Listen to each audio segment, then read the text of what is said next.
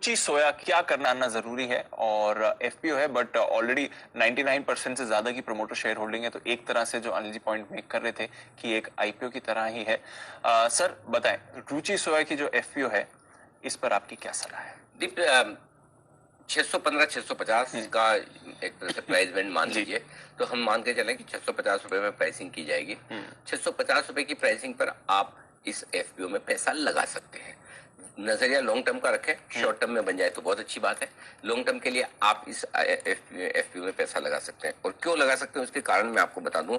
पहले कुछ अच्छी चीजें हैं और कुछ कम अच्छी चीजें। बढ़िया क्या है, सबसे पहले बहुत स्ट्रॉन्ग ब्रांड्स हैं रुचि सोया की। न्यूट्रेला प्लस दूसरी जो ब्रांड्स हैं वो जबरदस्त है। एडिबल ऑयल में ये मार्केट लीडर है।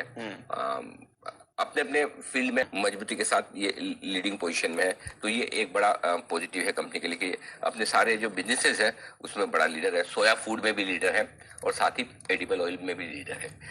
इसके अलावा ट्रैक रिकॉर्ड आप देख ही चुके हैं। 2019 में रुचि सोया को इन्होंने अधिग्रहण कर लिया था पतंजलि ने, और उसके बाद से कंपनी की जबरदस्त बन गई है, प्रॉफिटेबल हो चुकी है। सबसे बड़ी बात एक और है, वो ये है कि वैल्यूएशन बहुत आकर्षक है। हमने सबसे नियरेस्ट कॉम्पिटिटर अगर कोई है जिसके साथ कंपेयर करना चाहिए तो वो है अदानी विलमार, जिसका इश्यू अभी आया था।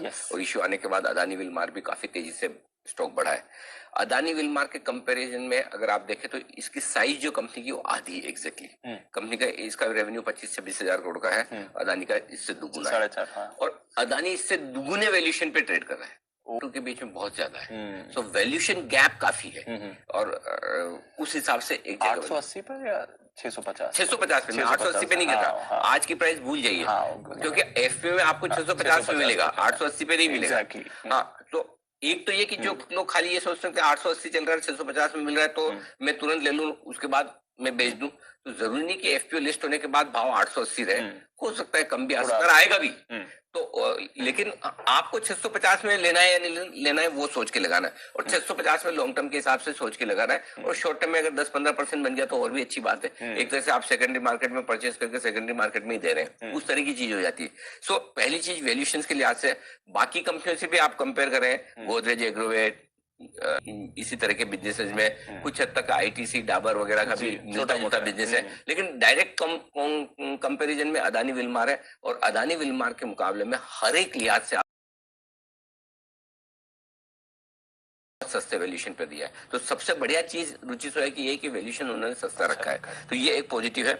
एंकर बुक में भी अच्छे नाम आए हैं जी, नहीं तो आप करो, क्योंकि जनरली आप देखते हैं कि जिस तरह का पेरेंटेज है उसको देखकर अच्छे फंड्स पैसा डालेंगे नहीं डालेंगे ये देखना जरूरी था। और मैं आपको बता दूं, मैंने भी एक से चाहता था कि क्या है क्या नहीं, रेस्पॉन्स से थोड़ा समझ कर, क्योंकि कई बार ये होता है ना कि आप नए तरह के अलग तरह के प्रोमोटर्स होते हैं जी, स्वामी जी जैसे। सो देखकर समझकर एंकर बुक को समझकर ऐसा लगता है कि ठीक है। तो ये सारी चीजें जो इनके लिए पॉजिटिव है। नेगेटिव क्या है, कुछ नेगेटिव भी है वो देख लीजिए।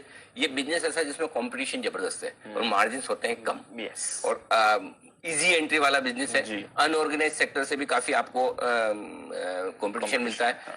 अंतरराष्ट्रीय कंपनियों से लेकर हमारी अपनी लोकल कंपनियों से सबसे कंपटीशन है इनका। सो वो एक नेगेटिव है, वो सबके लिए है, इनके लिए भी है।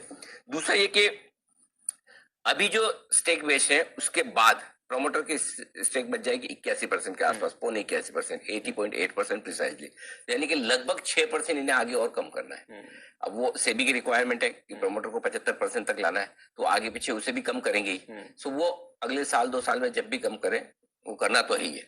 सो वो एक तलवार है कि 6% और सप्लाई प्रोमोटर की तरफ से आएगी, वो ध्यान में रखना है।